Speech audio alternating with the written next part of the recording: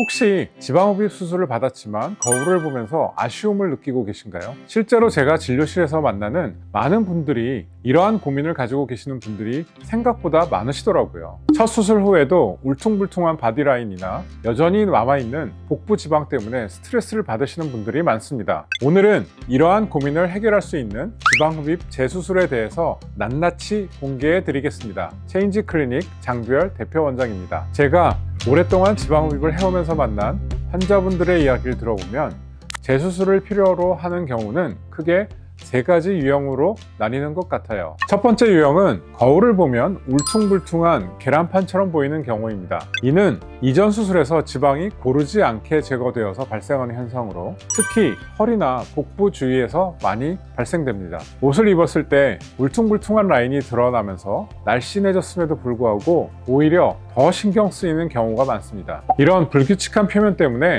몸매가 더 도드라져 보여서 첫 수술 전보다 더 스트레스를 받는 경우도 있습니다. 두 번째 유형은 수술을 했음에도 옷을 입었을 때 여전히 튀어나오는 뱃살이나 러브 핸들로 고민하시는 경우입니다. 특히 허리 라인이 살지 않아서 날씬해 보이지 않는다고 호소하시는 분들이 많습니다. 이는 대부분 근막 위의 지방이 충분히 제거되지 않았거나 체형에 맞는 맞춤형 시술이 이루어지지 않았을 때 발생하거든요. 허리 라인은 단순히 지방을 제거하는 것만으로는 아름다운 곡선을 만들기 어렵고 골반 형태와 근육의 발달 정도, 전체적인 체형의 균형을 모두 고려해야 합니다. 세 번째 유형은 수술 직후에는 만족했지만 시간이 지나면서 체중이 늘어나서 다시 고민이 생긴 경우입니다. 남아있는 지방세포들이 커지면서 바디라인이 무너지게 되는데 이런 경우에는 첫 수술과는 다른 접근이 필요합니다. 체중 관리와 함께 전체적인 바디라인의 균형을 다시 잡아주는 것이 중요합니다. 지방흡입은 마치 정원사가 나무를 다듬는 것과 비슷하거든요. 첫 수술이 큰 가지를 자르는 과정이라면 재수술은 섬세하게 모양을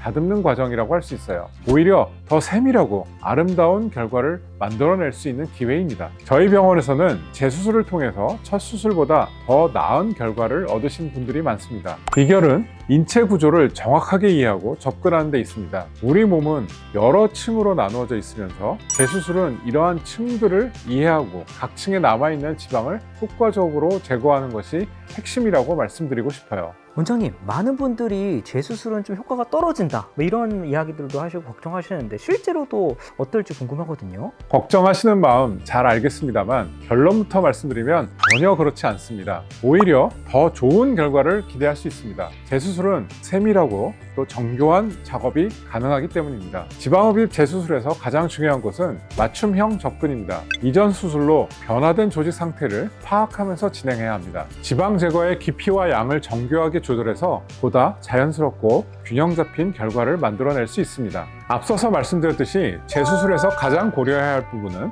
수술 시 덜 빼서 살이 남아있는 경우와 너무 많이 빼서 함몰이 생긴 경우입니다. 두 가지 경우는 치료법이 다르게 되는데요. 먼저 덜 빼서 살이 남아있는 경우는 수술이 비교적 간단합니다. 남아있는 지방을 그냥 제거하면 되거든요. 하지만 이런 남아있는 지방의 범위를 결정하는 것은 수술하는 의사의 몫이기 때문에 수술하는 의사의 경험이 너무나 중요합니다. 하지만 수술 후 함몰이 생긴 경우에는 치료가 그렇게 간단하지는 않습니다. 이런 경우에는 주변에 남아있는 지방을 다 제거하더라도 이미 생성된 함몰이 지속되어 있어서 지방 이식을 함께 시행해야 합니다. 저희 병원에서는 그동안의 많은 경험으로 한 번 또는 두 번의 시술로도 함몰이 완전히 개선되는 경우가 많습니다. 만약 지방흡입으로 함몰이 생기셨다면 저희 병원으로 문의를 주셔야 합니다. 마지막으로는 특별히 지방이 남아있지도 않고 함몰도 심하지는 않은데 소량의 뭉친 지방들이 퍼져 있어서 전체적으로 계란판처럼 울퉁불퉁한 표면을 보이는 경우입니다. 이러한 경우에는 특히 피부 탄력이 떨어져 있는 경우가 많은데요. 저희 병원에서는 이러한 경우에는 바디타이트란 장비를 이용해서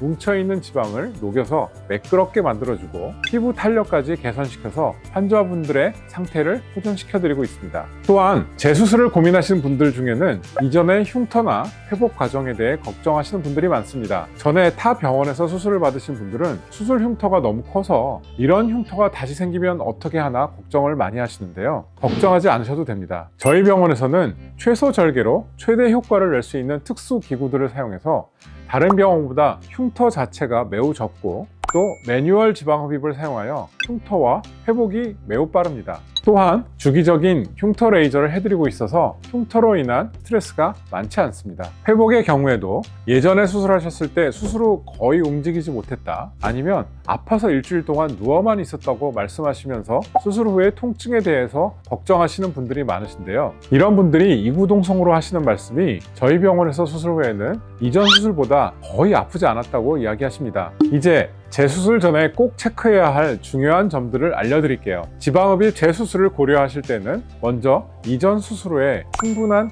회복 기간이 필요합니다. 어떻게 보면 지방흡입도 흉터 조직을 만드는 수술이라고 생각해야 하는데, 급하다고 해서 흉터 조직을 다시 건드려서 수술을 하게 되면 흉터 조직이 생성되게 됩니다. 그래서 보통 6개월 정도의 회복 기간을 거치는 것이 좋으며, 이 기간 동안 조직이 충분히 회복되어야 더 좋은 결과를 얻을 수 있습니다. 또한 현재 피부와 조직 상태를 정확하게 파악하는 것이 중요한데, 지방의 분포와 함몰, 피부 유착 등의 상태를 꼼꼼히 체크하여 수술 계획을 세워야 합니다. 피부 탄력도 역시 중요한 요소로, 지방 흡입만으로 개선이 어려운 경우에는 바디 타이트 시술을 병행하는 경우도 있는데, 수술 전 경험이 많은 의사와 자세한 상담으로 필요한 수술의 방법을 선택하셔야 합니다. 재수술은 정상 조직보다 회복이 느립니다. 따라서 수술 후의 관리도 매우 중요한데, 첫 수술과 다른 점들이 있습니다. 일반적으로 붓기가 좀 더 오래 가기 때문에 보통 2에서 3주 후에는 가벼운 스트레칭을 시작하고 4에서 6주 후에 본격적인 운동이 가능한데, 지방 이식을 병행하는 경우에는 좀 더 안정화된 회복 기간이 필요할 수도 있습니다. 그리고 재수술의 경우에도 수술 후 적절한 식이 조절과 운동은 항상 필요합니다. 남아있는 지방세포의 크기를 줄여주어서 좀 더 좋은 결과를 만들어낼 수 있기 때문이죠. 지방흡입 재수술에 대해서 오늘 알아봤는데 어떠셨나요? 첫 수술의 결과에 아쉬움을 느끼고 계신 분들께 조금이나마 새로운 희망과 자신감을 드렸으면 합니다. 오늘 영상이 도움이 되셨다면 저희 채널의 구독과 좋아요는 큰 힘이 됩니다. 앞으로도 더욱 유익한 정보로 찾아뵙도록 하겠습니다. 지금까지 체인지 클리닉 장두열 대표 원장이었습니다. 감사합니다.